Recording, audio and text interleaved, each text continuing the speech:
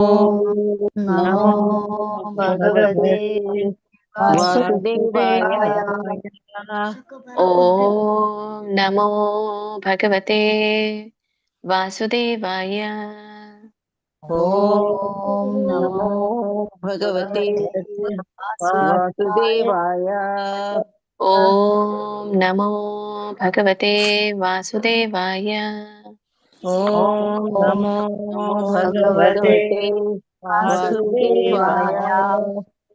ಗುರುವಿಗೆ ಪ್ರಾರ್ಥನೆ.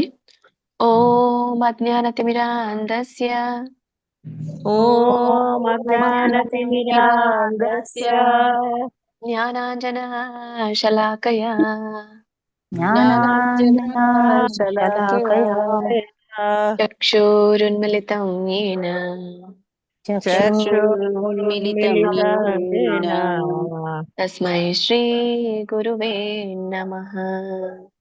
तस्मै श्री गुरुवे नमः. ಶ್ರೀಲ ಪ್ರಭುಪಾದರ ಪ್ರಣತಿ.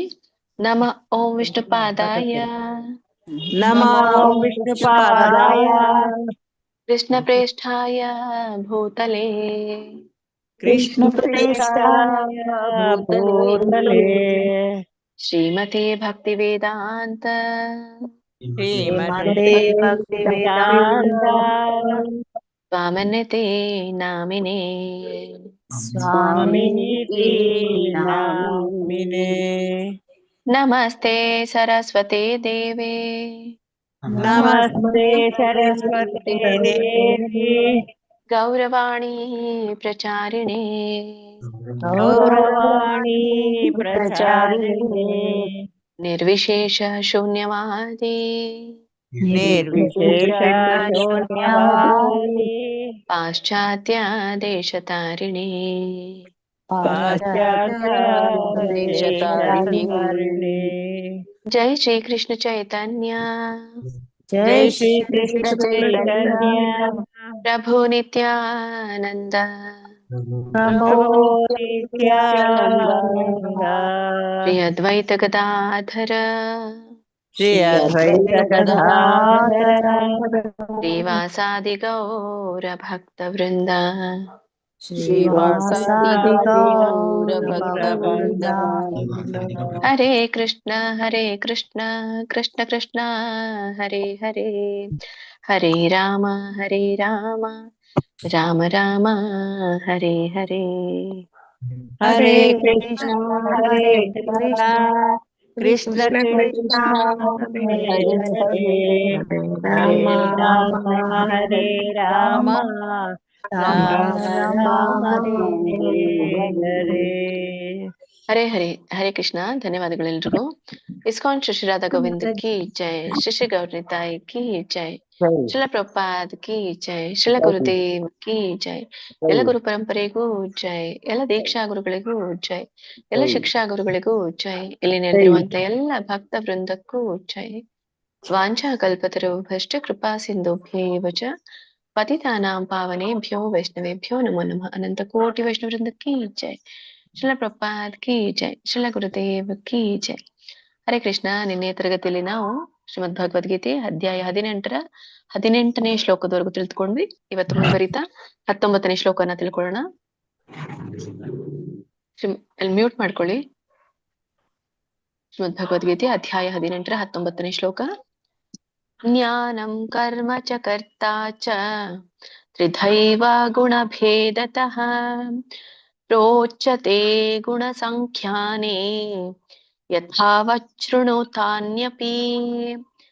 ಇನ್ನೊಮ್ಮೆ ಹೇಳ್ತೀನಿ. ಜ್ಞಾನಂ ಕರ್ಮ ಚ ಕರ್ತಾ ಚ ತ್ರಿಧೈವ ಗುಣಭೇದತಃ ಪ್ರೋಚ್ಯತೆ ಗುಣಸಂಖ್ಯಾನೇ ಯಥಾವಚ್ಛೃಣುತಾನ್ಯಪಿ.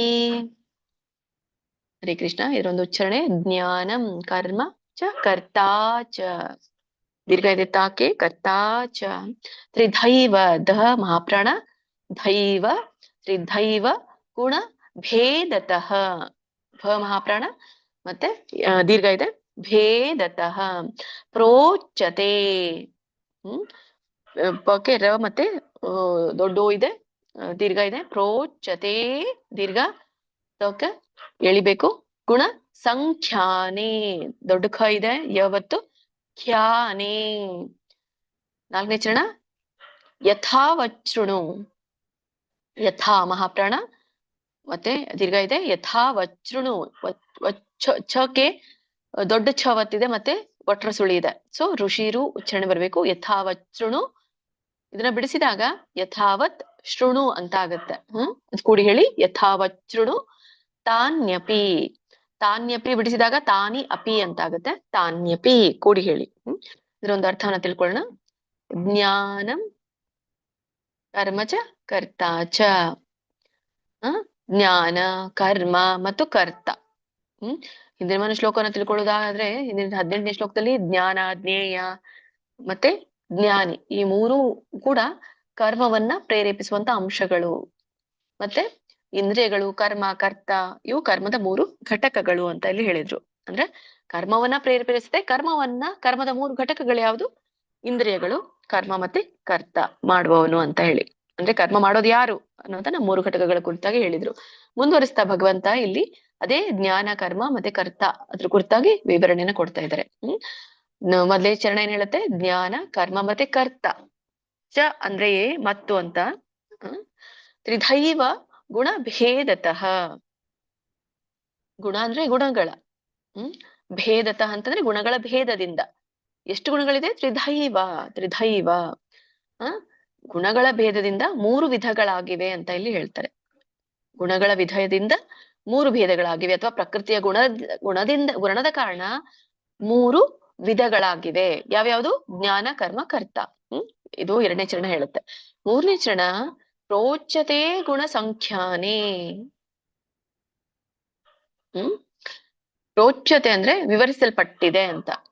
ಗುಣ ಸಂಖ್ಯಾನೆ ಅಂದ್ರೆ ಈ 3 ಗುಣಗಳ ಭೇದ ಎದರಿಂದಾಗಿದೆ? ಗುಣಗಳ ವಿಶ್ಲೇಷಣನ್ನ ಮಾಡಿ ಆ ಗುಣಗಳ ವಿಶ್ಲೇಷಣೆಯಿಂದ ವಿವರಿಸಲ್ಪಟ್ಟಿದೆ ಅನ್ನೋ 3ನೇ ಲೈನ್ ಹೇಳುತ್ತೆ.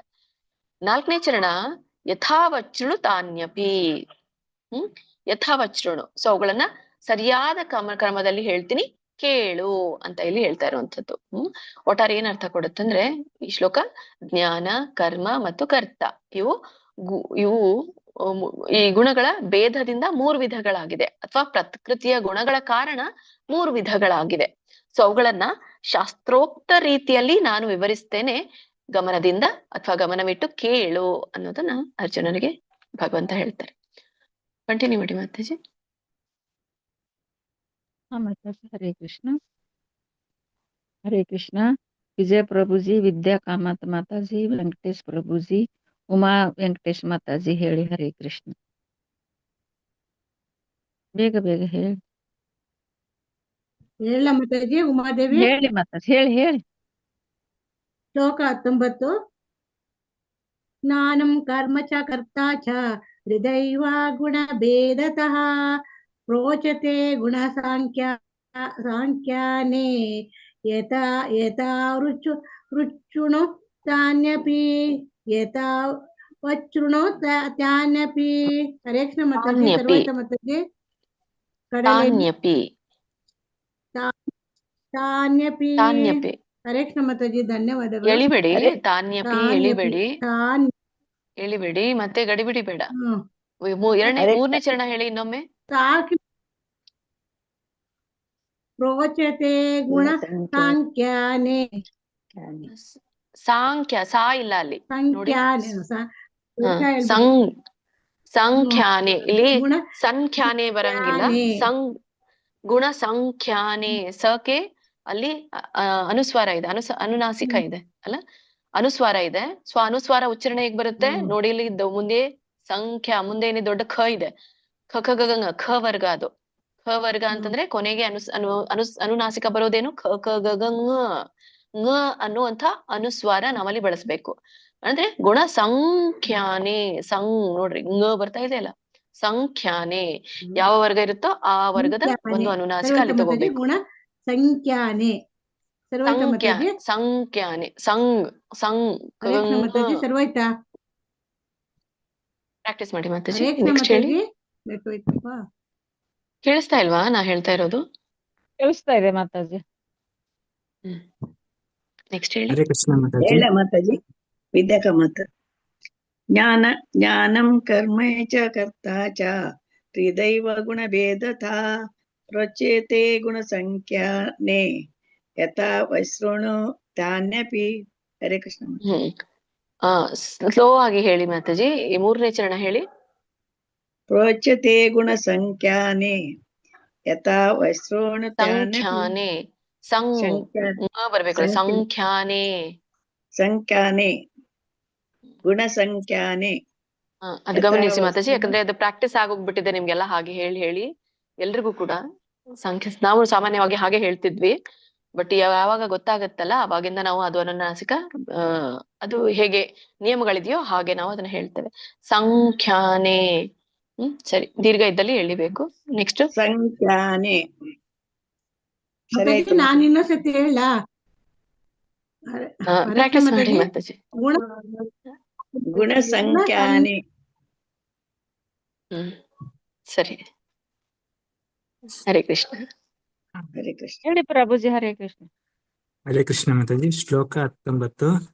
ಜ್ಞಾನಂ ಕರ್ಮ ಚ ಕರ್ತಾ ಚ ತ್ರಿದೈವ ಗುಣಭೇದತಃ ಪ್ರೋಚ್ಯತೆ ಗುಣಸಂಖ್ಯಾನೆ ಯಥಾವತ್ ಶೃಣುತಾನ್ಯಪಿ. 3ನೇ ಚರಣ ಹೇಳಿ ಇನ್ನೊಮ್ಮೆ. ಪ್ರೋಚ್ಯತೆ ಗುಣಸಂಖ್ಯಾನೆ. ಸಂಖ್ಯಾನೆ ಸಂಖ್ಯಾನೆ ಸಂಖ್ಯಾನೆ.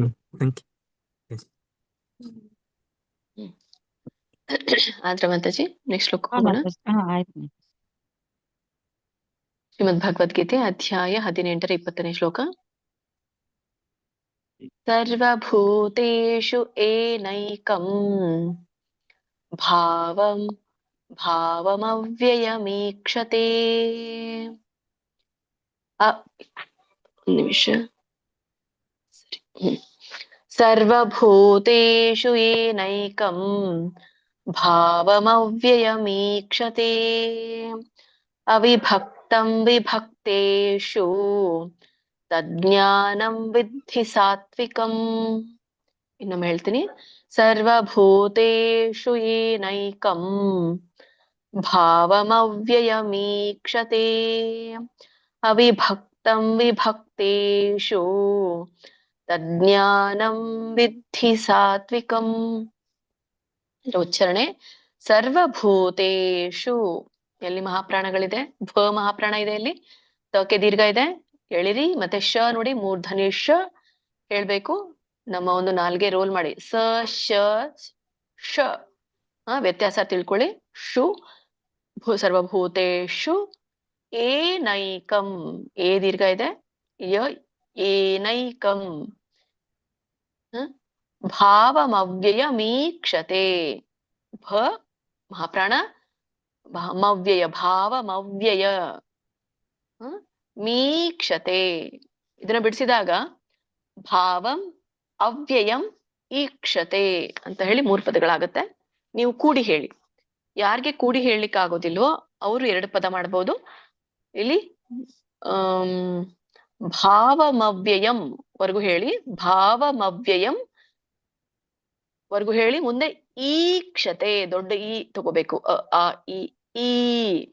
ಈಕ್ಷತೆ ಹೇಳ್ಬೇಕು. ಅಂದ್ರೆ ಅಲ್ಲಿ ಮೀ ಏನಿದೆಯಲ್ಲ ಮಧ್ಯದಲ್ಲಿ, ಮೀದ್ದು ಸ್ಪ್ಲಿಟ್ ಆಗಿ ಮ ಅಂತ ಹೇಳಿ ಹಿಂದಿನ ಪದಕ್ಕೆ ಹೋಗುತ್ತೆ. ಅದಕ್ಕೆ ಇರುವಂತಹ ಸ್ವರ ಈ ಮುಂದಿನ ಪದಕ್ಕೆ ಹೋಗುತ್ತೆ. ಈಕ್ಷತೆ. ಸೊ ಯಾರು ಸಾಮಾನ್ಯವಾಗಿ ಬಿಡಿಸ್ಲಿಕ್ಕೆ ಬರೋದಿಲ್ಲ ಅವ್ರು ಮಾತ್ರ ಹೇಳಿ. ಎಲ್ರಿಗೂ ಇಲ್ಲಿ ಬರುತ್ತೆ ಅನ್ಕೊಳ್ತೇನೆ. ಕೂಡಿನೇ ಹೇಳಿ. ಭಾವಮವ್ಯಯಮೀಕ್ಷತೆ. ಏನೈಕಂ ಅದ್ ಬಿಡಿಸಿದಾಗ ಏನ ಏಕಂ ಅಂತ ಆಗತ್ತೆ. ಏನೈಕಂ ಅಂತ ಹೇಳಿ ಫಸ್ಟ್ ಚರಣದಲ್ಲಿ. 3ನೇ ಚರಣ ಅವಿಭಕ್ತಂ ವಿಭಕ್ತೇಷು, ಅದು ಮೂರ್ಧನಿ ಶ ಇದೆ. ಮತ್ತೆ ಭ ಅನ್ನುವಂಥದ್ದು ಮಹಾಪ್ರಾಣ, ಒತ್ತಿ ಹೇಳಿ. ಅವಿಭಕ್ತಂ ಭ ಹೇಳುವಾಗ ನಿಮ್ ಎರಡು ತುಟಿನ ಮುಚ್ಚಿ ಹೇಳಿ. ಭ ಅಂದಾಗ ನಿಮ್ಗೆ ದೊಡ್ಡ ಭ ಕೇಳಿಸತ್ತೆ. ಇಲ್ಲಾಂದ್ರೆ ನೀವು ಅದು ತುಟಿ ಮುಚ್ಚಲಿಲ್ಲ ಅಂದ್ರೆ ಭ ಕೇಳಿಸಲ್ಲ, ಬ ಕೇಳಿಸುತ್ತೆ. ಭ 2 ತುಟಿಗೆ ಒಂದಕ್ಕೊಂದು ಹತ್ಬೇಕು. ತಜ್ಞಾನಂ ವಿದ್ಧಿ, ಧಕ್ಕೆ ಮತ್ತೆ ನೋಡಿ ಮಹಾಪ್ರಾಣ ಧ ಇದೆ. ವಿದ್ಧಿ ಸಾತ್ವಿಕಂ. ಇದ್ರ ಒಂದು ಅರ್ಥನ ತಿಳ್ಕೊಳ್ಳೋಣ. ಸರ್ವಭೂತೇಷು ಏಕಂ ಏನೈಕಂ ಭಾವಮವ್ಯಯಮೀಕ್ಷತೆ. ಸರ್ವಭೂತೇಷು ಸರ್ವಭೂತ ಅಂದ್ರೆ ಇಲ್ಲಿ ಎಲ್ಲಾ ಜೀವಿಗಳಲ್ಲಿ ಏನೈಕಂ ಅಥವಾ ಏನ ಏಕಂ ಅಂತ ಕರೀತಾರೆ. ಯಾವ ಜ್ಞಾನದಿಂದ ಏಕಂ ಏಕಂ ಒಂದೇ, ಮತ್ತೆ ಮುಂದೆ ಒಂದ್ ಪದ ಇದೆ ಭಾವಂ ಅವ್ಯಯಮೀಕ್ಷತೆ. ಭಾವಂ ಅಂತ ತಗೊಳ್ತೇವೆ, ಏಕಂ ಭಾವಂ ಅಂತ ಕರಿತೇವೆ ಅದಕ್ಕೆ. ಒಂದೇ ಆತ್ಮತತ್ವವನ್ನ ಅವ್ಯಯಂ ಈಕ್ಷತೆ. ಅವ್ಯಯಂ ಅಂದ್ರೆ ನಾಶರಹಿತವಾದದ್ದು. ಈಕ್ಷತೆ ಅಂದ್ರೆ ನೋಡುವುದು, ನಾಶರಹಿತವಾಗಿ ನೋಡುವುದು. ಅವಿಭಕ್ತಂ ವಿಭಕ್ತೇಶು, ಅವಿಭಕ್ತಂ ಅಂತ ಹೇಳ್ತಾ ಇರುವಂತದ್ದು ಅವಿಭಾಜಿತವಾಗಿರುವಂಥದ್ದು ಅಥವಾ ವಿಭಜನೆ ಆಗುವಂಥದ್ದು. ವಿಭಜಿತವಾಗಿರುವಂಥದ್ದು ಅವಿಭಕ್ತಂ. ವಿಭಜಿತವಾಗದ ಅನ್ನುವಂಥದ್ದು ಅವಿಭಕ್ತ. ವಿಭಕ್ತೇಶು ಅಂತಂದ್ರೆ ವಿಭಿನ್ನವಾಗಿರುವ ದೇಹಗಳಲ್ಲಿ ಅಥವಾ ಅಸಂಖ್ಯಾತ ಭಾಗಗಳಲ್ಲಿ ಅಂತ ಕೂಡ ಕರೀತಾರೆ. ಅಸಂಖ್ಯಾತ ಭಾಗಗಳಲ್ಲಿ ಏನಿದು? ವಿಭಿನ್ನವಾಗಿರುವ ದೇಹಗಳಲ್ಲಿ. ನಾವೆಲ್ಲರೂ ಅಸಂಖ್ಯಾತ ಭಾಗಗಳು, ನಾವು ಭಗವಂತನದ್ದು ಅಲ್ಲ, ನಾವೆಲ್ಲರೂ ಕೂಡ ಬೇರೆ ಬೇರೆ ಭಾಗಗಳು. ಹಾಗಾಗಿ ವಿಭಕ್ತೇಶು. ತಜ್ಞಾನಂ, ತತ್ ಜ್ಞಾನಂ ಅಂತ ಕರೀತಾರೆ. ತಜ್ಞಾನಂ, ತಜ್ಞಾನಂ ಅಂದ್ರೆ ತತ್ ಅಂದ್ರೆ ಆ ಜ್ಞಾನವನ್ನು ವಿಧಿ ಸಾತ್ವಿಕಂ, ತಿಳಿದುಕೋ ಅಂತ ಹೇಳಿ. ತಿಳಿದುಕೋ, ಏನಂತ ತಿಳಿದುಕೋ? ಸಾತ್ವಿಕಂ, ಸಾತ್ವಿಕ ಎಂದು ತಿಳಿದುಕೋ ಅಂತ ಇಲ್ಲಿ ಹೇಳ್ತಾ ಇರುವಂಥದ್ದು. ಅರ್ಥ ಏನ್ ಕೊಡುತ್ತೆ ಅಂದ್ರೆ, ಇಲ್ಲಿ ಫಸ್ಟ್ 2 ಚರಣ ಸರ್ವಭೂತೇಷು ಏಕಂ ಭಾವಂ ಈಕ್ಷತೆ. ಎಲ್ಲಾ ಜೀವಿಗಳಲ್ಲೂ ಒಂದೇ ಆತ್ಮತತ್ವವನ್ನ ನೋಡುವ ಜ್ಞಾನಿ ಅಥವಾ ಜ್ಞಾನ ಅವಿಭಕ್ತಂ ವಿಭಕ್ತೇಶು, ವಿಭಿನ್ನ ದೇಹಗಳಲ್ಲಿ ಇದ್ದರೂ ಅವಿಭಕ್ತವಾಗಿರುವುದನ್ನ ಅರಿಯುವುದು ಅಂತ ಇಲ್ಲಿ ಹೇಳೋದು. ಅಥವಾ ದೇಹಗಳು ವಿಭಿನ್ನವಾಗಿದ್ದರೂ ಆತ್ಮ ಒಂದೇ ಎಂಬುದನ್ನು ಅಂತ ಕೂಡ ಇದಕ್ಕೆ ಹೇಳ್ತಾರೆ. ತಜ್ಞಾನಂ ವಿಧಿ ಸಾತ್ವಿಕಂ ಅಂತ ಜ್ಞಾನವನ್ನು ಸಾತ್ವಿಕ ಜ್ಞಾನ ಎಂದು ತಿಳಿದುಕೋ ಅಂತ ಅರ್ಜುನ ಹೇಳ್ತಾರೆ ಅಂತದ್ದು. ಒಟ್ಟಾರೆ ಏನು ಈ 4 ಚರಣ ಹೇಳುತ್ತಂದ್ರೆ, ಯಾವ ಜ್ಞಾನದಿಂದ ಎಲ್ಲಾ ಜೀವಿಗಳಲ್ಲೂ ಈ ಅವಿಭಾಜಿತವಾದ ಒಂದೇ ಆತ್ಮ ಸ್ವರೂಪವನ್ನ ಕಾಣಲಾಗುತ್ತೋ. ಅವಿಭಾಜಿತವಾದ ಒಂದು ಅಂದ್ರೇನು? ನನ್ನಲ್ಲಿ ನಿನ್ನಲ್ಲಿ ಇರುವಂತಹ ಆತ್ಮ ಒಂದೇ. ಯಾರದ್ದದು?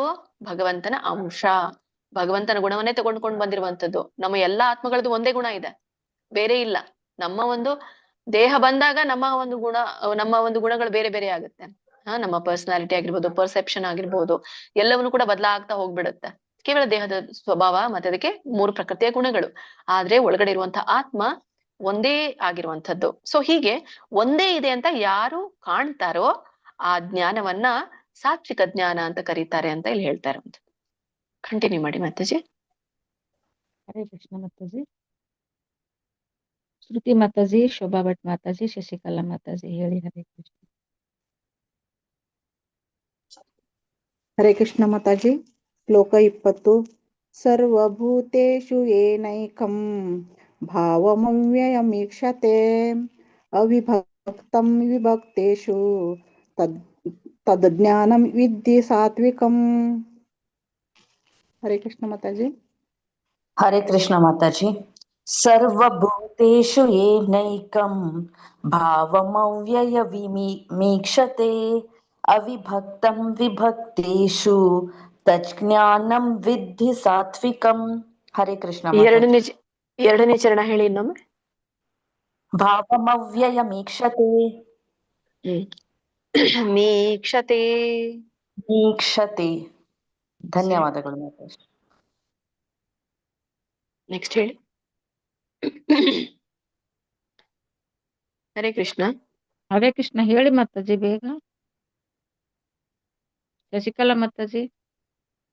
ಹರೇ ಕೃಷ್ಣ ಮಾತಾಜಿ. ಶ್ಲೋಕ 20. ಸರ್ವಭೂತೇಷು ಏನೈಕಂ ಭಾವಮವ್ಯಯಮೀಕ್ಷತೆ ಅವಿಭಕ್ತಂ ವಿಭಕ್ತೇಷು ತಜ್ಜ್ಞಾನಂ ವಿದ್ಧಿ ಸಾತ್ವಿಕಂ. ಎರಡನೇ ಚರಣ ಹೇಳಿ ಇನ್ನೊಮ್ಮೆ.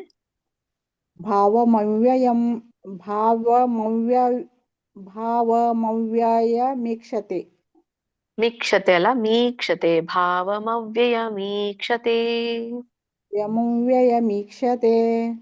ಇಲ್ಲ, ಮೀಕ್ಷತೆ ದೀರ್ಘ ಇದೆಯಲ್ಲ ಅಲ್ಲಿ ಮಾತಾಜಿ. ಮೀಕ್ಷತೆ. ಸರಿ. ಶ್ರುತಿ ಮಾತಾಜಿ ಹರೇ ಕೃಷ್ಣ ಹೇಳಿ. ಶ್ರುತಿ ಮಾತಾಜಿ. ರೇಖಾ ಭಟ್ ರೇಖಾ ಬಂಗೇರಿ ಮಾತಾಜಿ ಹೇಳಿ. ಹರೇ ಕೃಷ್ಣ ಮಾತಾಜಿ. ಶ್ಲೋಕ 20.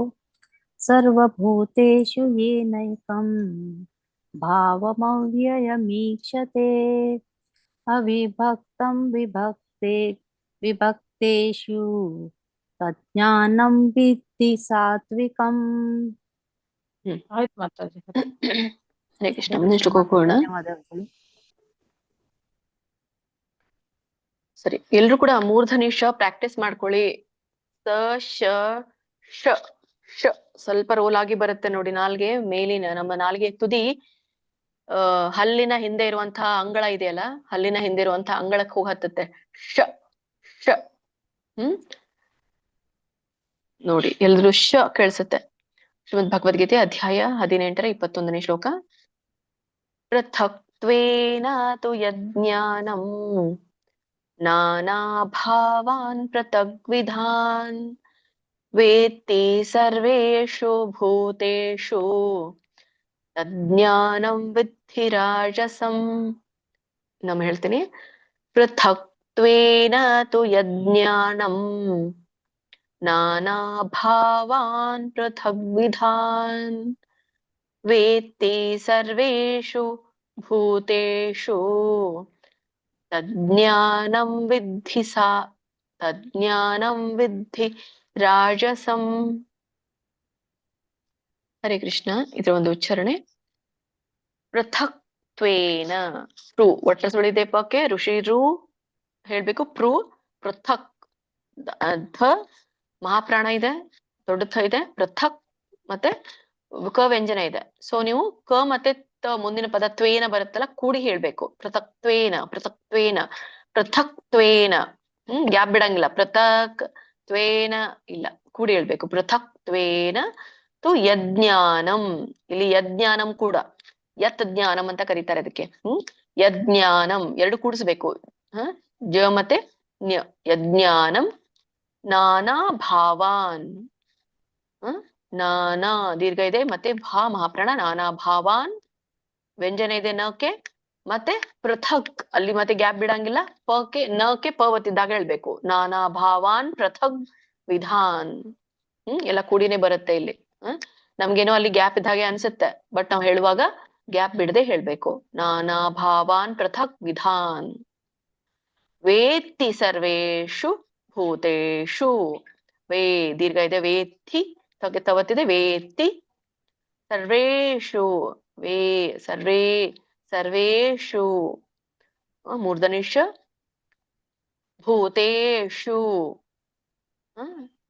ಮತ್ತೆ ತಜ್ಞಾನಂ ಕೂಡಿಸಿದಾಗ ತಜ್ಞಾನಂ ಆಗುತ್ತೆ. ದ ಕೇಳಿಸುತ್ತೆ ಅಲ್ಲಿ, ಜ ಕೇಳಿಸಲ್ಲ. ತಜ್ಞಾನಂ ವಿದ್ಧಿ. ಧ ಮಹಾಪ್ರಾಣ ಇದೆ ಒತ್ತು. ವಿದ್ಧಿ ರಾಜಸಂ. ಇದ್ರ ಒಂದು ಅರ್ಥ ತಿಳ್ಕೊಳ್ಳೋಣ. ಪೃಥಕ್ತ್ವೇನ. ಪೃಥಕ್ತ್ವೇನ ಅಂದ್ರೆ ವಿಭಿನ್ನವಾಗಿ ಅಥವಾ ವಿಭಜಿತವಾದ ಕಾರಣದಿಂದ ಅಥವಾ ಭಿನ್ನವಾದ ಕಾರಣದಿಂದ, ಭಿನ್ನತೆಯ ದೃಷ್ಟಿಯಿಂದ ಅಂತ ಹೇಳ್ತಾರೆ. ತ್ರಕ್ತ್ವೇನ ತು ಯಜ್ಞಾನಂ. ಆದ್ರೆ ಯಾವ ಜ್ಞಾನ, ಯಜ್ಞಾನ ಅಂದ್ರೆ ಯಾವ ಜ್ಞಾನವು ನಾನಾ ಭಾವಾನ್ ಪೃಥಕ್ ವಿಧಾನ್. ನಾನಾ ಭಾವಾನ್ ಅಂದ್ರೆ ನಾನಾ ಅಂದ್ರೆ ವಿಭಿನ್ನವಾದ, ಭಾವಗಳು ಅಂದ್ರೆ ಸ್ವರೂಪಗಳು. ನಾನಾ ಸ್ವಭಾವ, ಸ್ವರೂಪ ಅಥವಾ ಸ್ವಭಾವ, ವಿವಿಧ ಸ್ವಭಾವಗಳನ್ನು ಪೃಥಕ್ ವಿಧಾನ್ ವಿಭಿನ್ನ ವಿಧಗಳಲ್ಲಿ ಅಥವಾ ವಿಭಿನ್ನ ಸ್ವಭಾವಗಳನ್ನು ಬೇರೆ ಬೇರೆ ವಿಧಗಳಲ್ಲಿ, ಪೃಥಕ್ ವಿಧಾನ್ ಅಂದ್ರೆ ಬೇರೆ ಬೇರೆ ವಿಧಗಳಲ್ಲಿ ವೇತ್ತಿ ತಿಳಿಯುತ್ತದೆ ಅಂತ ಹೇಳ್ತಾರೆ. ವೇತ್ತಿ ಸರ್ವೇಷು ಭೂತೇಷು. ಮೂರನೇ ಚರಣ. ತಿಳಿಯುತ್ತದೆ. ಎಲ್ಲಿ ತಿಳಿಯುತ್ತೆ? ಸರ್ವೇಷು ಭೂತೇಷು, ಎಲ್ಲ ಜೀವಿಗಳಲ್ಲಿ. ನಾಲ್ಕನೇ ಚರಣ ತಜ್ಞಾನಂ ವಿದ್ಧಿ ರಾಜಸಂ. ತಜ್ಞಾನಂ ಆ ಜ್ಞಾನವನ್ನ ವಿದ್ಧಿ ತಿಳಿದುಕೋ. ಏನಂತ ತಿಳಿದುಕೊಳ್ಳೋದು? ರಾಜಸಂ ರಾಜಸವೆಂದು ತಿಳಿದುಕೋ ಅಂತ ಇಲ್ಲಿ ಹೇಳ್ತಾ ಇರುವಂತದ್ದು. ಸೊ ಒಟ್ಟಾರೆ ಸೆಂಟೆನ್ಸ್ ಏನ್ ಹೇಳ್ಕೊಡುತ್ತೆ ಅಂದ್ರೆ, ಇಲ್ಲಿ ಫಸ್ಟ್ ಎರಡು ಚರಣ ನಾನಾ ಭಾವಾನ್ ಪೃಥಕ್ ವಿಧಾನ್ ವೇತ್ತಿ ಅಂತ ಹೇಳಿ ಕರೀತಾರೆ ಅದಕ್ಕೆ. ಅಂದ್ರೆ ಎಲ್ಲಾ ಜೀವಿಗಳನ್ನ ಪ್ರತ್ಯೇಕವಾಗಿ ಕಾಣುವ ಜ್ಞಾನ ಪೃಥಕ್ತ್ವೇನಾತು ವಿಭಿನ್ನತೆಗೆ ಮಹತ್ವ ನೀಡುವುದು ಅಂತ. ತಜ್ಞಾನಂ ರಾಜಸಂ, ಅದು ರಾಜಸಿಕ ಜ್ಞಾನವಾಗಿದೆ ಅಂತ. ಒಟ್ಟಾರೆ ಏನು ನಾಲ್ಕು ಚರಣ ಹೇಳುತ್ತಂದ್ರೆ, ಯಾವ ಜ್ಞಾನವು ಎಲ್ಲಾ ಜೀವಿಗಳಲ್ಲೂ ವಿಭಿನ್ನ ಸ್ವಭಾವಗಳು ಮತ್ತು ಪ್ರತ್ಯೇಕ ಭಾವಗಳಿವೆ ಎಂದು ಕಾಣುತ್ತಾನೋ ಆ ಜ್ಞಾನವನ್ನ ರಾಜಸಿಕ ಜ್ಞಾನವೆಂದು ಹೇಳಲಾಗತ್ತೆ ಅಂತ. ಅಂದ್ರೆ ಒಬ್ಬ ವ್ಯಕ್ತಿ ಹಿಂದಿನ ಒಂದು ಶ್ಲೋಕದಲ್ಲಿ ಏನಿತ್ತು, ಎಲ್ಲರನ್ನೂ ಒಂದೇ ತರ ಕಾಣುವಂಥದ್ದು, ಎಲ್ಲಾ ಜೀವಿಗಳನ್ನು ಕೂಡ ವಿಭಜನೆ ಆದ್ರೂ ಕೂಡ ಆತ್ಮ ಒಂದೇ ಇದೆ ಅಂತ ಕಾಣುವಂಥದ್ದು. ಆದ್ರೆ ಇಲ್ಲಿ ರಾಜಸಿಕ ಸ್ವಭಾವದವನ್ ಏನಿರ್ತಾನೆ, ಪ್ರತಿಯೊಂದು ಜೀವಿ ಬೇರೆ ಬೇರೆ ದೇಹದಲ್ಲಿಯೂ ಬೇರೆ ಬೇರೆ ಬಗೆಯ ಜೀವಿಯನ್ನ ಮನುಷ್ಯ ಕಾಣ್ತಾನೆ, ಬೇರೆ ಬೇರೆ ಬಗೆದ್ ಕಾಣ್ತಾನೆ. ಅಂದ್ರೆ ಸಾತ್ವಿಕ ಸ್ವಭಾವದವನ್ ಏನ್ ಮಾಡ್ತಾನೆ, ಏನ್ ತಿಳ್ಕೊಳ್ತಾನೆ, ಹಂದಿಯಲ್ಲಿನೂ ಕೂಡ ಆತ್ಮ ಇದೆ, ಅದು ಭಗವಂತನದ್ದು, ಪರಮಾತ್ಮ. ಎಲ್ಲಾ ಪ್ರಾಣಿಗಳನ್ನು ಕೂಡ ಒಂದೇ ತರ ಕಾಣ್ತಾನೆ, ಎಲ್ಲಾ ಜೀವಿಗಳನ್ನು ಕೂಡ ಒಂದೇ ತರ ಕಾಣ್ತಾನೆ. ರಾಜಸಿಕ ಸ್ವಭಾವದವನು ಬೇಡವಾದ ಪ್ರಾಣಿಗಳನ್ನ ಅವನು ಇಷ್ಟಪಡೋದಿಲ್ಲ. ಹಾಗೆ ಅದ್ರ ಒಳಗಿರುವಂತ ಪರಮಾತ್ಮ ಒಂದೇ ಅಂತ ತಿಳ್ಕೊಳ್ಳೋದಿಲ್ಲ, ಕ್ಯಾಟಗರಿ ಮಾಡ್ತಾನೆ. ಇವು ಪ್ರಾಣಿಗಳು, ಇವು ಕ್ರಿಮಿಕೀಟಗಳು, ಒಬ್ಬ ಒಳ್ಳೆ ವ್ಯಕ್ತಿ, ಇವೊಬ್ಬ ಕೆಟ್ಟ ವ್ಯಕ್ತಿ, ಇವು ನನ್ನ ತುಂಬಾ ಹತ್ತಿರವಾದಂತ ಸ್ನೇಹಿ, ಇವರು ನಮ್ಮ ಕುಟುಂಬದವರು, ಈ ತರ ವ್ಯತ್ಯಾಸವನ್ನ ಮಾಡ್ತಾನೆ. ಅದಕ್ಕಾಗಿ ಪೃಥಕ್ ವಿಧಾನ್ ಅಂತ ಕರೀತಾರೆ, ವಿಭಿನ್ನ ಸ್ವಭಾವಗಳುಳ್ಳವರು ಅಂತ ಹೇಳಿ ಕರೀತಾರೆ. ಹಾಗಾಗಿ ಈ ವಿಭಿನ್ನ ಸ್ವಭಾವಗಳು ಏನಿರುತ್ತೋ ಅವರು ವೈರಿಯನ್ನ ವೈರಿ ತರ ನೋಡ್ತಾರೆ, ಸ್ನೇಹಿನ ಸ್ನೇಹಿ ತರ ನೋಡ್ತಾರೆ. ಸೊ ಇವರು ರಾಜಸ ಸ್ವಭಾವದವರು ಅಂತ ಇಲ್ಲಿ ಹೇಳುವಂಥದ್ದು. ಕಂಟಿನ್ಯೂ ಮಾಡಿ ಮಾತಾಜಿ. ಓಕೆ ಮಾತಾಜಿ, ಹರೇ ಕೃಷ್ಣ. ಶ್ರುತಿ ಮಾತಾಜಿ, ಸುನಂದ ಮಾತಾಜಿ, ಪಾರ್ವತಮ್ಮ ಮಾತಾಜಿ ಹೇಳಿ, ನಿರ್ಮಲಾ ಮಾತಾಜಿ. ಹರೇ ಕೃಷ್ಣ. ಅವ್ರು ಒಂದ್ಸಲಿ ಹೇಳಿಲ್ಲ ಅಂದ್ರೆ 2 ಸಲ ಕೂಗಿ ಮಾತಾಜಿ ಅವ್ರ ಹೆಸರು. ಹೇಳಿಲ್ಲ ಅಂದ್ರೆ ಮುಂದೆ ಹೋಗ್ಬಿಡಿ ನೀವು. ಓಕೆ ಮಾತಾಜಿ. ಸುನಂದ ಮಾತಾಜಿ, ಪಾರ್ವತಮ್ಮ ಮಾತಾಜಿ, ನಿರ್ಮಲಾ ಮಾತಾಜಿ ಹೇಳಿ. ಹರೇ ಮಾತಾಜಿ ಹೇಳ ಮಾತಾಜಿ. ಹೇಳಿ. ಪೃಥಕ್ತ್ವೇನ ತು ಯಜ್ಞಾನಂ ನಾನಾ ಭಾವನ್ ಪೃಥಗ್ವಿಧಾನ್ ವೇತ್ತಿ ಸರ್ವೇಷು ಭೂತೇಷು ತಜ್ಞಾನಂ ವಿದ್ಧಿ ರಾಜಸಂ. ಚೆನ್ನಾಗಿ ಹೇಳಿದ್ರಿ, ಬಟ್ ಎಲ್ಲಿ ದೀರ್ಘ ಇರುತ್ತೋ ಅಲ್ಲಿ ಸ್ವಲ್ಪ ಎಳೆದು ಹೇಳಿ ಮಾತಾಜಿ, ಉಳಿದಿದ್ದೆಲ್ಲ ಸರಿ ಇದೆ. ಹರೇ ಮಾತಾಜಿ. ಪೃಥಕ್ತ್ವೇನ ತು ಯಜ್ಞಾನಂ ನಾನಾ ಭಾವನ್ ಪೃಥಗ್ವಿಧಾನ್ ವೇತ್ತಿ ಸರ್ವೇಷು ಭೂತೇಷು ತಜ್ಞಾನಂ ವಿದ್ಧಿ ರಾಜಸಂ. ಹರೇ ಕೃಷ್ಣ ಮಾತಾಜಿ, ಧನ್ಯವಾದಗಳು ಮಾತಾಜಿ. ಹರೇ ಕೃಷ್ಣ. ಪೃಥಕ್ತ್ವೇನ ತು ಯಜ್ಞಾನಂ ನಾನಾ ಭಾವನ್ ಪೃಥಗ್ವಿಧಾನ್ ವೇತಿ ಸರ್ವೇಷು ಭೂತೇಷು ತಜ್ಞಾನಂ ವಿಧಿ ರಾಜಸಂ. ವಿದ್ಧಿ ಆಯ್ತು ಮಾತಾಜಿ. ಹರೇ ಕೃಷ್ಣ. ಮುಂದಿನ ಶ್ಲೋಕ ಹೋಗೋಣ. ಶ್ರೀಮದ್ ಭಗವದ್ಗೀತೆ ಅಧ್ಯಾಯ 18 22ನೇ ಶ್ಲೋಕ. ಯತ್ತು ಕೃತ್ಸ್ನವದೇಕಸ್ಮಿನ್ ಕಾರ್ಯೇ ಸಕ್ತಮಹೈತುಕಂ ಅತತ್ವಾರ್ಥವದಲ್ಪಂ ಚ ತತ್ತಾಮಸಮುದಾಹೃತಂ. ಇನ್ನೊಮ್ಮೆ ಹೇಳ್ತೇನೆ ಶ್ಲೋಕ. ಯತ್ತು ಕೃತ್ಸ್ನವದೇಕಸ್ಮಿನ್ ಕಾರ್ಯೇ ಸಕ್ತಮಹೈತುಕಂ ಅತತ್ವಾರ್ಥವದಲ್ಪಂ ಚ ತತ್ತಾಮಸಮುದಾಹೃತಂ. ಇದರೊಂದು ಉಚ್ಚಾರಣೆ. ಯತ್ತು ಕೃತ್ಸ್ನವದೇಕಸ್ಮಿನ್. ಎತ್ತು ಅಂತ ಹೇಳ್ಬೇಕು, ತವಕ್ಕೆ ತವತ್ ಒಂದಾಗೆ ಹೇಳ್ಬೇಕು. ಎತ್ತು ಕೃತ್ಸ್ನವದೇಕಸ್ಮಿನ್ ಕೂಡಿ ಹೇಳ್ಬೇಕು. ಇದನ್ನ ಬಿಡಿಸಿದಾಗ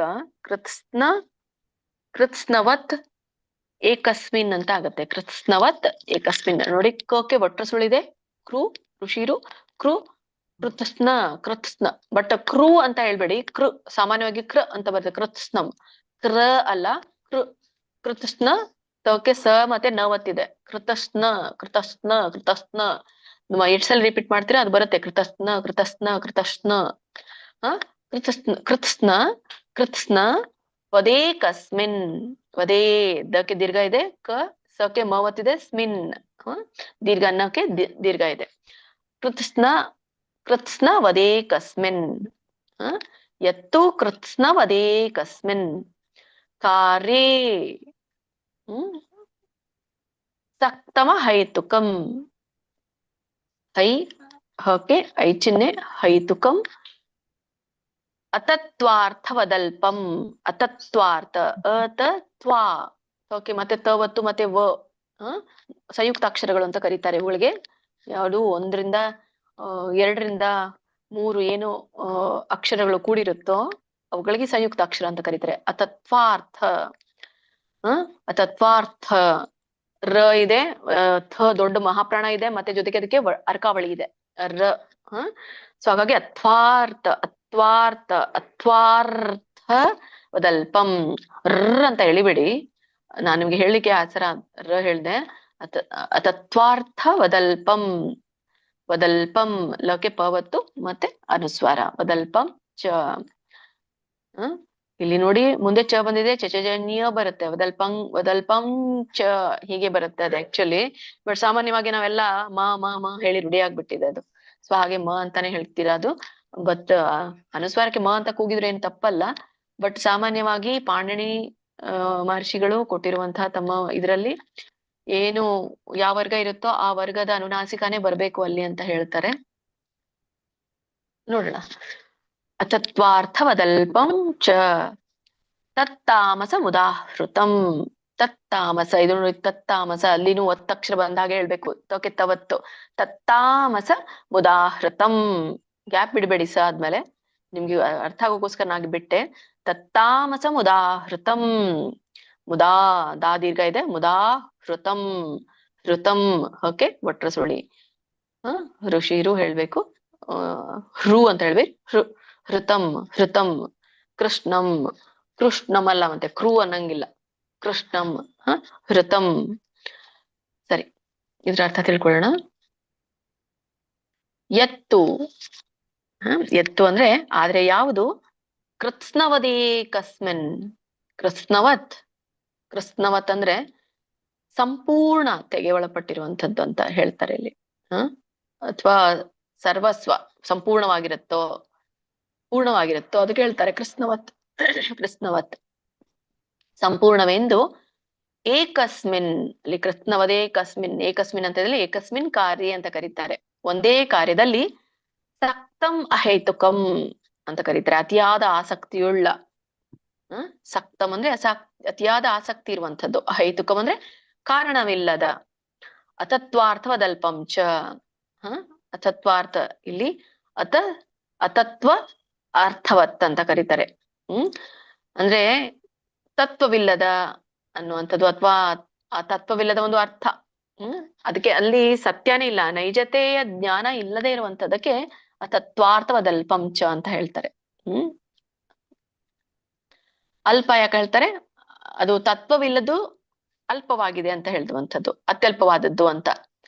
ತತ್ವವಿಲ್ಲದ ಒಂದು ಅರ್ಥ ಸೀಮಿತವಾದದ್ದು ಅಂತ.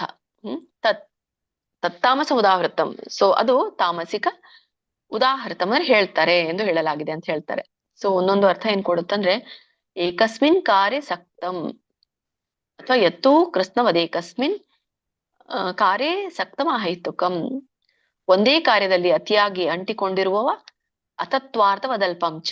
ಸೊ ತತ್ವವಿಲ್ಲದ ಮತ್ತೆ ಅಲ್ಪವಾದ ಜ್ಞಾನವನ್ನ ತತ್ತಾಮಸ ಉದಾಹೃತಂ, ತಾಮಸಿಕ ಜ್ಞಾನ ಎಂದು ಹೇಳಲಾಗುತ್ತೆ. ಒಟ್ಟಾರೆ 4 ಚರಣ ಏನ್ ಅರ್ಥ ಕೊಡುತ್ತಂದ್ರೆ ಒಂದೇ ಕಾರ್ಯವೇ ಎಲ್ಲವೂ ಎಂದು ಭಾವಿಸಿ ಅದಕ್ಕೆ ಅತಿಯಾಗಿ ಅಂಟಿಕೊಂಡಿರುವಂತಹ ಮತ್ತೆ ಈ ಯುಕ್ತಿ ಇಲ್ಲದ ಒಂದು ಅರ್ಥ ಅಥವಾ ಅಲ್ಪವಾದ ಜ್ಞಾನವನ್ನ ಯಾರು ಹೊಂದಿರ್ತಾರೋ ಅಂತ ಒಂದು ಜ್ಞಾನವನ್ನ ತಾಮಸಿಕ ಜ್ಞಾನ ಅಂತ ಹೇಳಿ ಕರೀತಾರೆ ಅಂತ ಇಲ್ಲಿ ಹೇಳ್ತಾ ಇರುವಂತದ್ದು. ಹರೇ ಕೃಷ್ಣ. ಅಂದ್ರೆ ಕರ್ಮವೇ ಸರ್ವಸ್ವ. ಏನೇ ಮಾಡಿದ್ರು ಕೂಡ ಫಲದ ಆಸಕ್ತಿಯಿಂದ ಮಾಡುವಂಥದ್ದು ಇದೆಲ್ಲ. ಅಂತ ಜ್ಞಾನ ಏನು ಅಲ್ಪವಾಗಿರುತ್ತೆ, ಅದಕ್ಕಾಗಿ ಇದು ತಾಮಸಿಕವಾದದ್ದು ಅಂತ. ಕಂಟಿನ್ಯೂ ಮಾಡಿ ಮಾತಾಜಿ. ಹರೇ ಕೃಷ್ಣ ಮಾತಾಜಿ. ಮಂಜುಳಾ ಮಾತಾಜಿ, ಮಂಜುಳಾ ಎ ಮಾತಾಜಿ, ಮಂಗಳಾ ಬಿ ಮಾತಾಜಿ ಹೇಳಿ. ಹರೇ ಹರೇ ಕೃಷ್ಣ. ಬೇಗ ಹೇಳಿ. ಕೆಲಸ ಮಾಡ್ತಿರ್ತಾರ ಅನ್ಸುತ್ತೆ ಮಾತಾಜಿಗಳು ನೋಡ್ಕೊಂಡು. ಹರೇ ಕೃಷ್ಣ ಮಾತಾಜಿ. ಶ್ಲೋಕ 22. ಯತ್ತು ಕೃತ್ಸ್ನವದೇ ಕಸ್ಮಿನ್ ಕಾರ್ಯೇ ಸಕ್ತಂ ಅಹೈತುಕಂ ಅತತ್ವಾರ್ಥವದಲ್ಪಂ ಚ ತತ್ತಾಮಸಂ ಉದಾಹೃತಂ. ಹರೇ ಕೃಷ್ಣ. ಹರೇ ಕೃಷ್ಣ. ಮಾತಾಜಿ ಒಂದೇ ಚರಣ ಹೇಳಿ ಇನ್ನೊಮ್ಮೆ. ಯತ್ತು ಕೃತ್ಸ್ನವದೇ ಕಸ್ಮಿನ್ ಹಾ, ಮೂರನೇ ಚರಣ ಹೇಳಿ. ಅತತ್ವಾರ್ಥವದಲ್ಪಂ ಚ. ಸರಿ ಇದೆ. ನೆಕ್ಸ್ಟ್ ಹೇಳಿ. ಧನ್ಯವಾದಗಳು. ತತ್ತಾಮಸಂ ಉದಾಹೃತಂ. ನೆಕ್ಸ್ಟ್ ಹೇಳಿ ಮಾತಾಜಿ. ನೆಕ್ಸ್ಟ್ ಮಾತಾಜಿ ಹೇಳಿ. ಹರೇ ಕೃಷ್ಣ. ಧನ್ಯವಾದ. ಹರೇ ಕೃಷ್ಣ. ಹೇಳಿ ಮಾತಾಜಿ. ಮಂಜುಳಾ ಮಾತಾಜಿ, ಮಂಗಳಾಬಿ ಮಾತಾಜಿ, ಲೋಕ ಜೀವಿನಿ ಮಾತಾಜಿ ಹೇಳಿ. ಹರೇ ಕೃಷ್ಣ. ಮತ್ತೆ ಶ್ಲೋಕ 22. ಯತ್ತು ಕೃಷ್ಣ ವದೇಕಸ್ಮಿನ್ ಕಾರ್ಯೇ ಸಕ್ತಮಹೈತುಕಂ ಅತತ್ವಾರ್ಥ ವದಲ್ಪಂ ಚ ತತ್ತಾಮಸಮುದಾರತಂ. ಹೃತಂ ಹೃತಂ ಹೃತಂ ತತ್ತಾಮಸಮುದಾವೃತಂ. ಹರೇ ಕೃಷ್ಣ ಮಾತಾಜಿ. ಧನ್ಯವಾದಗಳು ಬಾಬುಜಿ. ಲಲಿತಾ ಮಾತಾಜಿ ಹೇಳಿ. ಹರೇ ಕೃಷ್ಣ. ಹರೇ ಕೃಷ್ಣ ಮಾತಾಜಿ. ಯತ್ತು ಯತ್ತು ಕೃಷ್ಣಂ ವದೇ ಕಸ್ಮಿನ್ ಕಾರ್ಯೇ ಸಕ್ತಂ ಅಹೈತುಕಂ ಅತತ್ವಾರ್ಥವದಲ್ಪಂ ಚ ತತ್ತಾಮಸಂ ಉದಾಹೃತಂ. ಹರೇ ಕೃಷ್ಣ. ಎರಡನೇ ಚರಣ ಹೇಳಿ ಮಾತಾಜಿ ಇನ್ನೊಮ್ಮೆ. ಕಾರ್ಯೇ ಸಕ್ತಂ ಅಹೈತುಕಂ. ಸಕ್ತಂ ಬೇಡ, ಸಕ್ತಮ. ಕಾರ್ಯೇ ಸಕ್ತಮ ಹೈತುಕಂ. ಅಲ್ಲಿ ವ್ಯಂಜನ, ಮಕ್ಕೆ ವ್ಯಂಜನ ಇಲ್ಲ ಅಲ್ಲ, ಹಾಗೆ ಬಿಡಿಸಿದಾಗ ಆಗತ್ತೆ. ಬಟ್ ನಾವು ಬಿಡಿಸಿ ಹೇಳ್ತಾ ಇಲ್ಲಲ್ಲ, ಕೂಡಿ ಹೇಳ್ತಾ ಇದ್ದೇವೆ. ಹಾಗಾಗಿ ಸಕ್ತಮ ಹೈತುಕಂ. ಮತ್ತೆ ಇಲ್ಲಿ ನೀವು ಹೇಳಿದ್ರಲ್ಲ ಉದಾಹೃತಂ, ಅದು ಸರಿ ಇದೆ. ತತ್ತಾಮಸಂ ಉದಾಹೃತಂ ನೀವು ಬಿಡಿಸಿದ್ರಿ ಅಲ್ಲಿ, ಸರಿ. ಆಯ್ತು ಮಾತಾಜಿ. ಆದಷ್ಟು ನಿಮ್ಗೆಲ್ಲ ಗೊತ್ತಿದೆಯಲ್ಲ, ಕೂಡಿ ಹೇಳಲಿಕ್ಕೆ ಪ್ರಯತ್ನ ಮಾಡಿ. ನೀವೆಲ್ಲ ಗೊತ್ತಿರೋರು ಆದಷ್ಟು ಬಿಡಿಸೋಕ್ಕಿಂತ ಒಳ್ಳೇದು ಕೂಡಿ ಹೇಳಿದ್ರೇನೆ ಒಳ್ಳೇದು ಶ್ಲೋಕ. ಓಕೆ ಮಾತಾಜಿ. ನೆಕ್ಸ್ಟ್ ಹೋಗೋಣ ಮಾತಾಜಿ. ಹಾ ಮಾತಾಜಿ ಆಯ್ತು. ಆದ್ರ ಶ್ರೀಮದ್ ಭಗವದ್ಗೀತೆ ಅಧ್ಯಾಯ 18ರ 23ನೇ ಶ್ಲೋಕ. ನಿಯತಂ ಸಂಗರಹಿತಂ ಅರಾಗ ದ್ವೇಷತಃ ಕೃತಂ ಅಫಲ ಪ್ರೇಪ್ಸುನಾ ಕರ್ಮ ಯತ್ತತ್ ಸಾತ್ವಿಕಮುಚ್ಯತೆ. ಇನ್ನೊಮ್ಮೆ ಹೇಳ್ತೀನಿ ಶ್ಲೋಕ. ನಿಯತಂ ಸಂಗರಹಿತಂ ಅರಾಗ ದ್ವೇಷತಃ ಕೃತಂ ಅಫಲ ಪ್ರೇಪ್ಸುನಾ ಕರ್ಮ ಯತ್ತತ್ ಸಾತ್ವಿಕಮುಚ್ಯತೆ. ಇದರೊಂದು ಉಚ್ಚಾರಣೆ. ನಿಯತಂ ಸಂಗರಹಿತಂ ಅರಾಗ ದ್ವೇಷತಃ. ರಕ್ಕೆ ದೀರ್ಘ ಇದೆ, ರಾ ಎಳಿಬೇಕು. ರಾಗ ದ್ವೇ ದೀರ್ಘ ಇದೆ, ದ್ವೇ ದಕ್ಕೆ ಒವತ್ತು ದೀರ್ಘ, ದ್ವೇ ಶತಃ ಮೂರ್ಧನಿ ಶ ಬರುತ್ತೆ. ರಾಗ ದ್ವೇಷತಃ. ಬಟ್ ತಹ ಅಂತ ವಿಸರ್ಗ ಹೇಳ್ಬೇಡಿ. ತಃ ರಾಗ ದ್ವೇಷತಃ ಕೃತಂ. ಕೃತಂ ಕೃತಂ ಹೇಳ್ಬೇಡಿ, ಕೃತಂ ಅಷ್ಟೇ. ಸಾಮಾನ್ಯವಾಗಿ ಸರಳವಾಗಿ ಬಾಯಲ್ಲಿ ಕೃತಂ ಬರ್ಬೇಕು, ಕ್ರ ಅಲ್ಲ, ಕೃತಂ ವ್ಯಂಜನ ಮ. ಆಮೇಲೆ ಮೂರನೇ ಚರಣ ಅಫಲ ನೋಡಿ, ಫ ಎರಡು ತುಟಿ ಹತ್ತಿದಾಗ ಬರುವಂತ ಫ ಹೇಳ್ಬೇಕು. ಅಫಲ ಪ್ರೇಪ್ಸುನಾ, ಪ್ರೇ ದೀರ್ಘ ಇದೆ, ಓಕೆ, ಮತ್ತೆ ಸವತ್ತು ಪ್ರೇಪ್ಸುನಾ ಕರ್ಮ. ಯತ್ತತ್ ತಕ್ಕೆ ತವತ್ತು ಬಂದಾಗ ಹೇಳ್ಬೇಕು ಯತ್ತತ್. ಯತ್ತತ್ ಸಾತ್ವಿಕ ಮುಚ್ಚತೆ. ಯತ್ತತ್ ಸಾತ್ವಿಕ ಮುಚ್ಚತೆ. ಅಫಲ ಪ್ರೇಪ್ಸುನ ಇದು ಕೂಡಿನೇ ಬರುತ್ತೆ ಶಬ್ದ. ಆ ರಾಗ ದ್ವೇಷತಃ ಬಿಡಿಸಿದಾಗ ಅದು ಕೂಡ ರಾಗ ದ್ವೇಷ ಹೀಗಾಗತ್ತೆ. ಬಟ್ ಕೂಡಿ ಒಂದೇ ಶಬ್ದ ಅದು. ಸಾತ್ವಿಕ ಮುಚ್ಚತೆ ಅಲ್ಲಿನೂ ಸಾತ್ವಿಕಂ ಉಚ್ಚತೆ ಅಂತ ಬರುತ್ತೆ. ಬಟ್ ಯಾರೆಲ್ಲ ಶ್ಲೋಕ ಹೇಳುವವರಿದ್ದೀರೋ, ಚೆನ್ನಾಗಿ ಹೇಳ್ತಿರೋ ಅವರೆಲ್ಲ ಕೂಡಿನೇ ಹೇಳಿ, ಅದನ್ನೇ ರೂಢಿ ಮಾಡ್ಕೊಳ್ಳಿ. ಅದೇ ಸರಿಯಾದ ವಿಧಾನ. ಯಾರು ಹೊಸಬರಿದ್ದಾರೋ ಅವ್ರಿಗೆ ಹೇಳಿಕ್ ಬರೋದಿಲ್ಲ ಅಂತ ಹೇಳಿ ಸ್ಪ್ಲಿಟ್ ಮಾಡ್ತೇವೆ ವಿನಃ, ಎಲ್ಲೋ ಬಂದವರು ಬೆಟರ್ ಕೂಡಿ ಹೇಳಿ. ಅದೇ ಸರಿಯಾದ ವಿಧಾನ. ಸಾತ್ವಿಕ ಮುಚ್ಚತೆ. ಇದ್ರ ಅರ್ಥ ತಿಳ್ಕೊಳ್ಳೋಣ.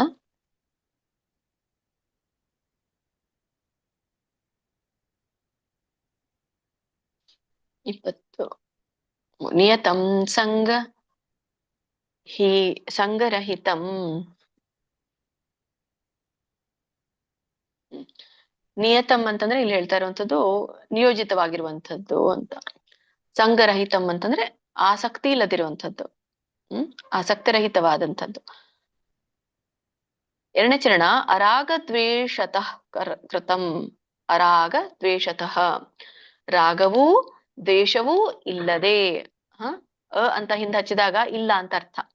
ರಾಗ ದ್ವೇಷ ಅಂದ್ರೆ ರಾಗ ಇದೆ ದ್ವೇಷ ಇದೆ. ಇಲ್ಲ ಅಂತ ಯಾವಾಗ ಬರುತ್ತೆ? ಹಿಂದೆ ಹಚ್ಚಿದಾಗ ನೋಡಿ, ಅರಾಗ ಹಚ್ಚಿದ್ದಾರೆ ಅಲ್ಲಿ. ಅರಾಗ ದ್ವೇಷತಃ, ರಾಗವೂ ಇಲ್ಲ ದ್ವೇಷವೂ ಇಲ್ಲದೆ.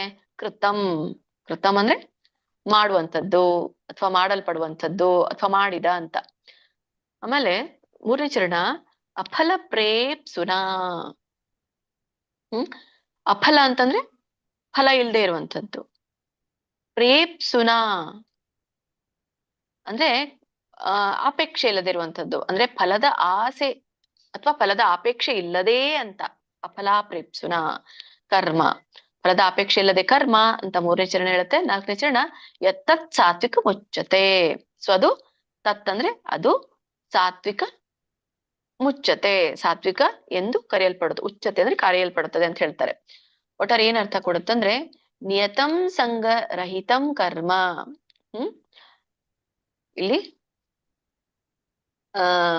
ನಿಯತಂ ಸಂಗರಹಿತಂ ಅರಾಗ ದ್ವೇಷ, ಎರಡು ಚರಣ ಕೂಡಿ ನಿಯತಂ ಸಂಗರಹಿತಂ ಅರಾಗ ದ್ವೇಷತಃ ಕೃತಂ.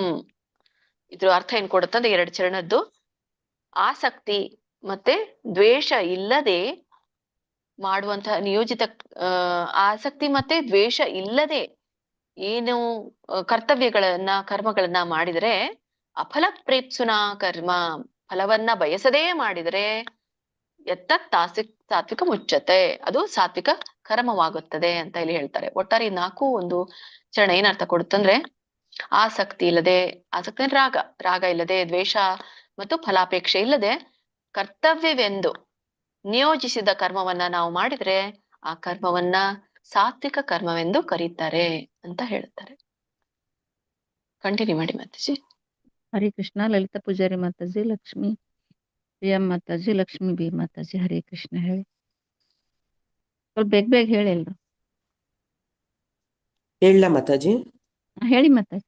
ಶ್ಲೋಕ 23. ನಿಯತಂ ಸಂಗರಹಿತಂ ಅರಾಗದ್ವೇಷತ ಕೃತಂ ಅಫಲ ಪ್ರೇಪ್ಸುನಾ ಕರ್ಮ ಯತ್ತತ್ ಸಾತ್ವಿಕಮುಚ್ಯತೆ. ಹರೇ ಕೃಷ್ಣ ಎರಡನೇ ಮಾತಾಜಿ. ಚರಣ ಹೇಳಿ, ಎರಡನೇ ಚರಣ ಇನ್ನೊಮ್ಮೆ ಹೇಳಿ. ಅರಾಗದ್ವೇಷತ ಕೃತಂ. ಮೂರ್ಧನೇಶ ಒಂದ್ಸಲ ಪ್ರಾಕ್ಟೀಸ್ ಮಾಡಿ, ಓಕೆ. ಉಳಿದಿದೆಲ್ಲ ಸರಿ ಇದೆ. ಮತ್ತೆ ನೆಕ್ಸ್ಟ್ ಹೇಳಿ.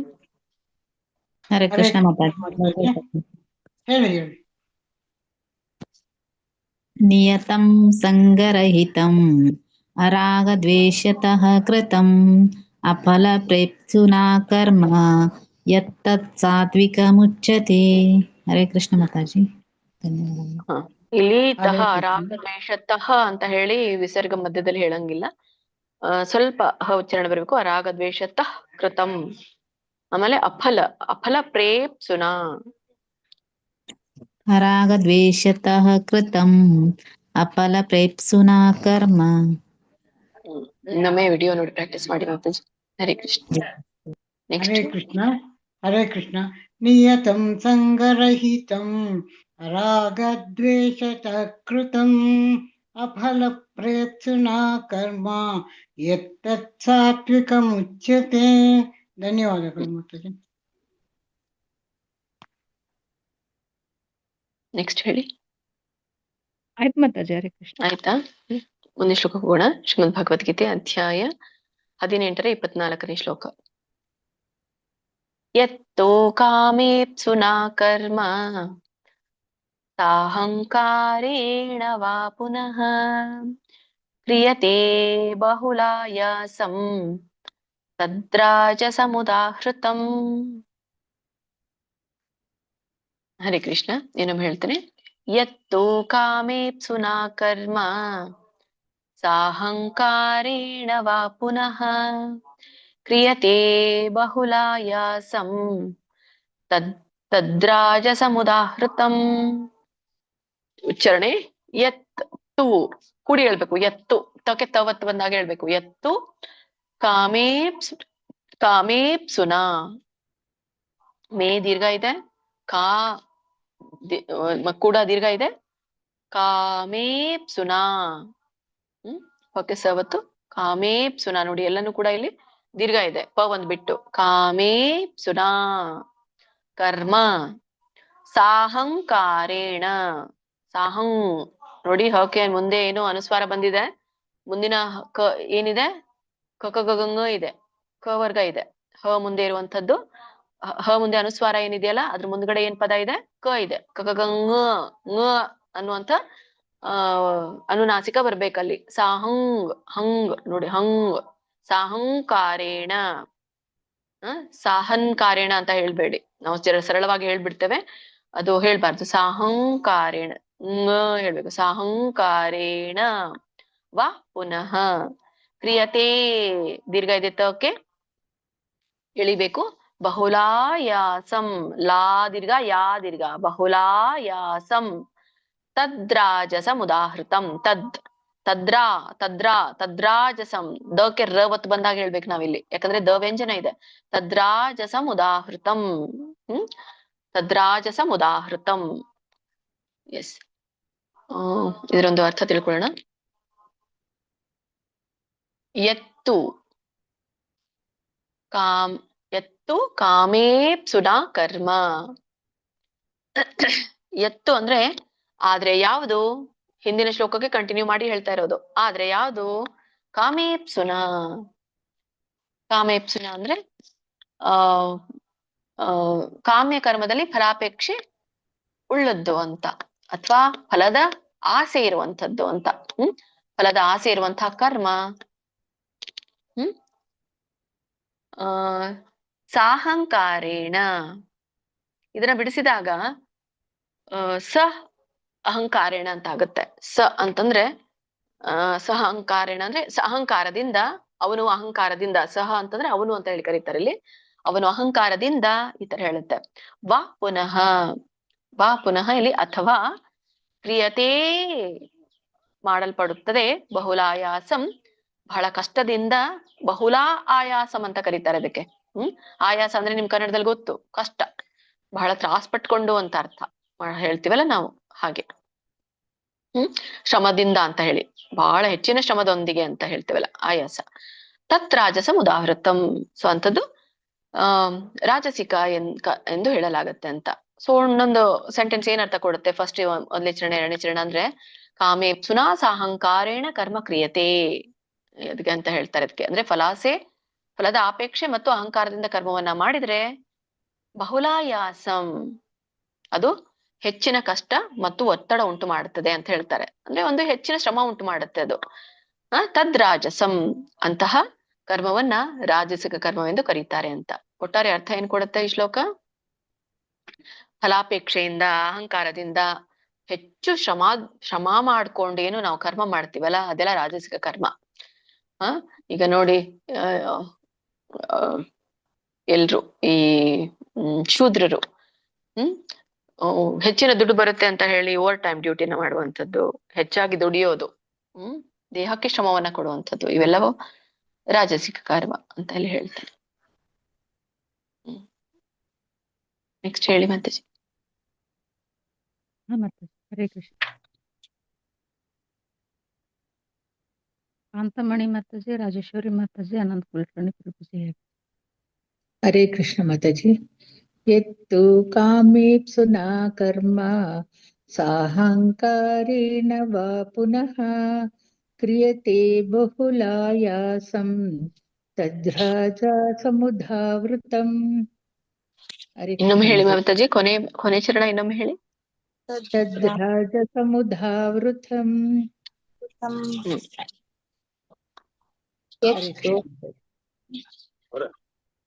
ಹರೇ ಕೃಷ್ಣ ಮಾತಾಜಿ. ಎತತೋ ಕಾವೇಪ್ಸುನಾ ಕರ್ಮ ಸಾಹಂಕಾರೇಣ ವಾ ಪುನಃ ಕ್ರಿಯತೆ ಬಹುಲಾಯಾಸಂ ತದ್ರಾಜಸಮುದಾವೃತಂ. ಹರೇ ಕೃಷ್ಣ. ಹರೇ ಕೃಷ್ಣ. ಹರೇ ಕೃಷ್ಣ. ಹರೇ ಕೃಷ್ಣ ಮಾತಾಜಿ. 24. ಎತ್ತು ಕಾಮೇಪ್ಸುನಾ ಕರ್ಮ ಸಾಹಂಕಾರೇಣ ವಾ ಪುನಃ क्रियते बहुलायासां तद्राजसमुदाहृतम् ಇಂದು 2ನೇ ಚರಣ ಹೇಳಿ, ಇನ್ನೊಮ್ಮೆ 3ನೇ ಚರಣ ಹೇಳಿ.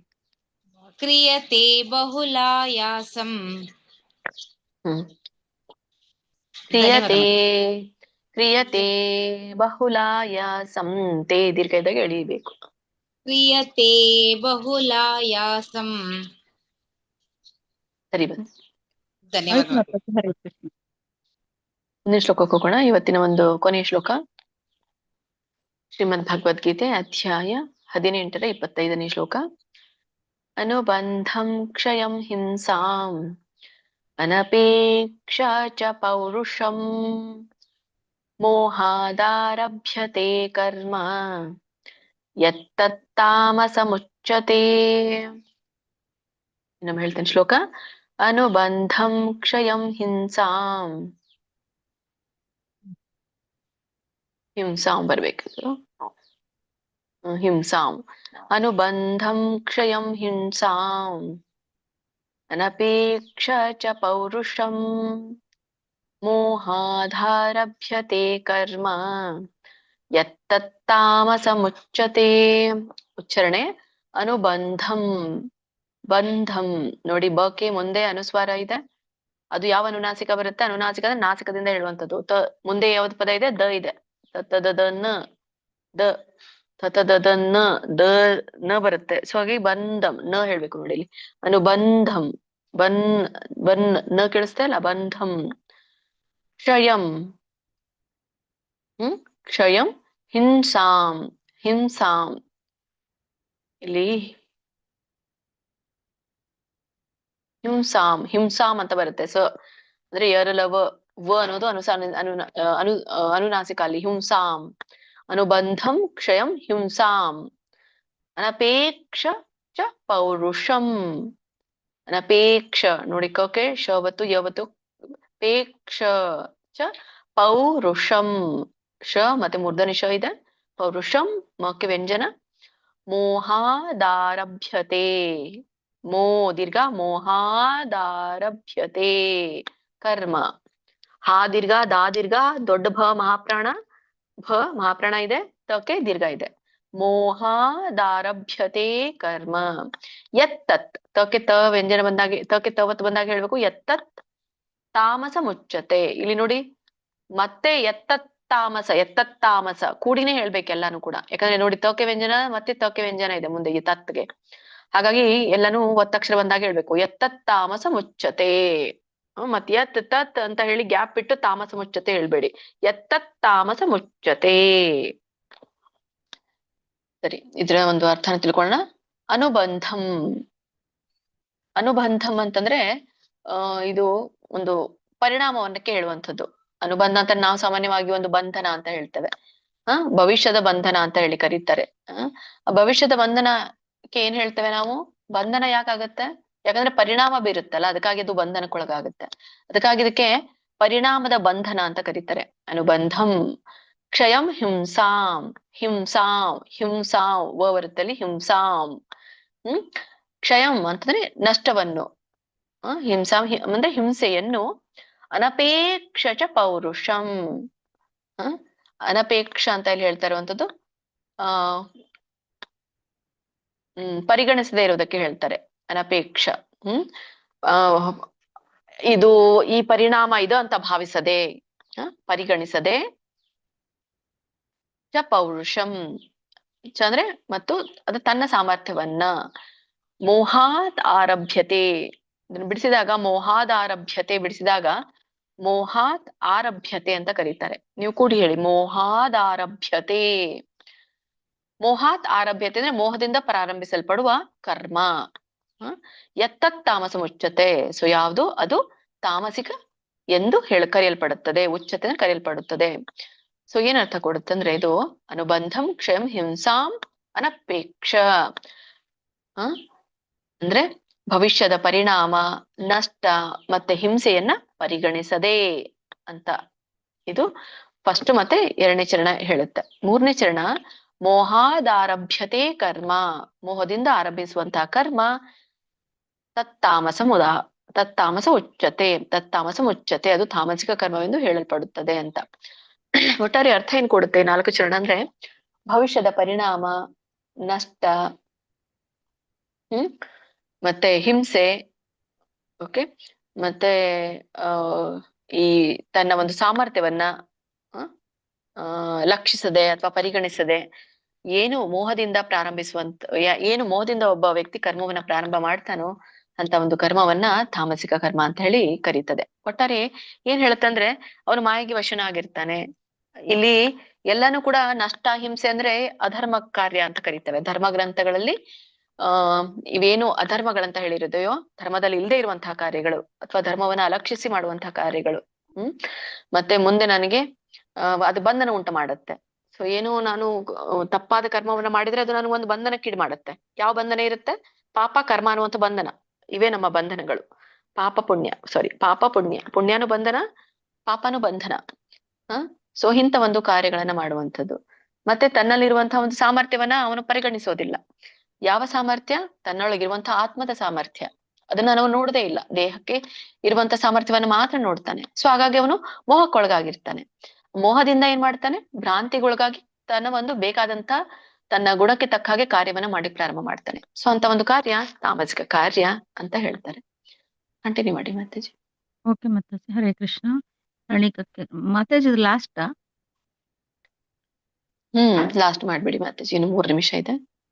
ಎಲ್ರಿಗೂ ಓದಿಸ್ಬಿಡ್ತೇವೆ ಮಾತಾಜಿ. ಅರಣಿಕಕ್ಕೇರಿ ಮಾತಾಜಿ, ಗೀತಾ ಪಡಕಲ್ ಮಾತಾಜಿ, ಗೀತಾ ಎಂ ಮಾತಾಜಿ, ಕೃಷ್ಣಮೂರ್ತಿ ಪ್ರಭುಜಿ, ಚನ್ನಪ್ಪ ಪ್ರಭುಜಿ, ಭಾಗ್ಯಲಕ್ಷ್ಮಿ ಮಾತಾಜಿ, ಮಲ್ಜಮ್ಮ ಮಾತಾಜಿ, ಸುಮಿತ್ರಮ್ಮ ಮಾತಾಜಿ, ಮತ್ತೆ ಪ್ರಿಯಾಂಕಾ ಮಾತಾಜಿ, ಶ್ವೇತಮ್ಮ ಮಾತಾಜಿ. ಹೇಳಿ ಹರೇ ಕೃಷ್ಣ. ಎಲ್ರು ಬೇಗ ಹೇಳಿ. ಶ್ಲೋಕ 25. ಹರೇ ಕೃಷ್ಣ ಮಾತಾಜಿ. ಅನುಬಂಧಂ ಕ್ಷಯಂ ಹಿಂಸಾ ಅನಪೇಕ್ಷ ಚ ಪೌರುಷಂ ಮೋಹಾದಾರಭ್ಯತೆ ಕರ್ಮ ಯತ್ತತ್ತಾಮಸಮುಚ್ಯತೆ.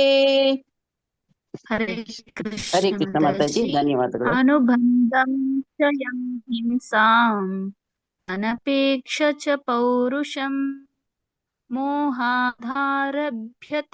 ಕರ್ಮ ಯತ್ತತ್ತಾಮಸಮುಚ್ಯತೆ.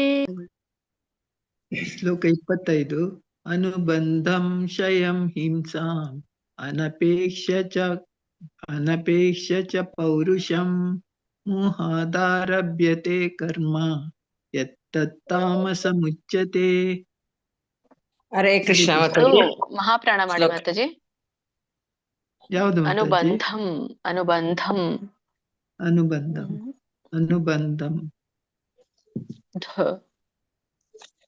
ಅನುಬಂಧಂ. ನೆಕ್ಸ್ಟ್ ಹೇಳಿ. ಹರೇ ಕೃಷ್ಣ ಮಾತಾಜಿ. ಶ್ಲೋಕ 25.